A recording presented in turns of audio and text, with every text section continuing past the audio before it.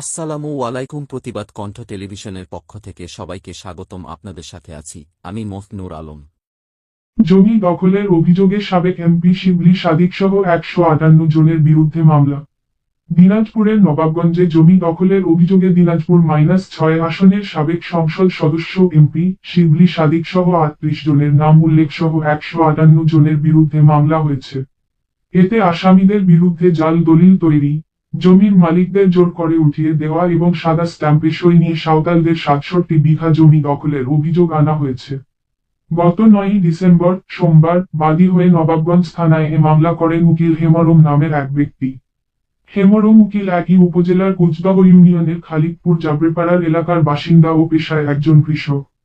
ওই মামলায় উত্তরবঙ্গের অন্যতম বিনোদন কেন্দ্র স্বপ্নপুরীর স্বত্বাধিকারী ও দিনাজপুর জেলা পরিষদের সাবেক চেয়ারম্যান দেলোয়ার হোসেনকে প্রধান আসামি করা হয়েছে।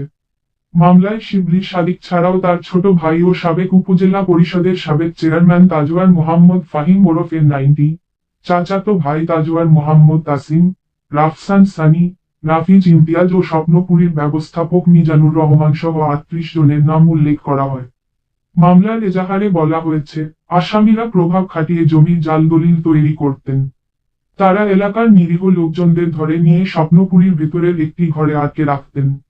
সেখানে সাদা কাগজে বা নন জুডিশিয়াল স্ট্যাম্পে জোর করে সই নিয়ে জমি লিখে নিতেন। পরে সেই জমি নিজেদের দখলে নিতেন তারা।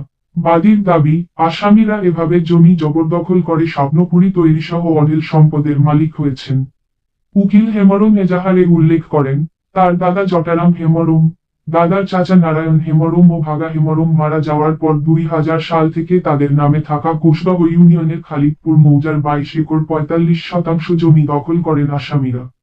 এরই ধারাবাহিকতায় ২০০৬ সালের ১৮ আগস্ট সকালে আসামিরা দেশীয় অস্ত্র নিয়ে এসে জমি থেকে অন্তত ১০০টি গাছ কেটে নিয়ে যান। ওই সব গাছের আনুমানিক মূল্য ১৫ লাখ টাকা।